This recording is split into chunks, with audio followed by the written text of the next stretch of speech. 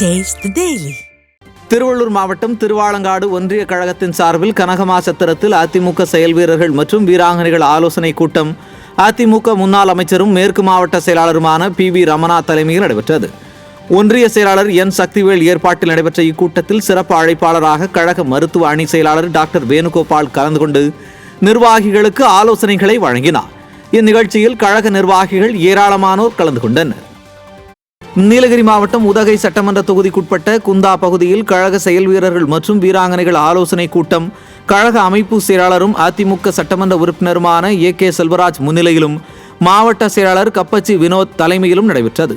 இக்கூட்டத்தில் அதிமுக சட்டமன்ற உறுப்பினர் AK செல்வராஜ் கழக நிர்வாகிகளுக்கு ஆலோசனைகளை வழங்கினார்.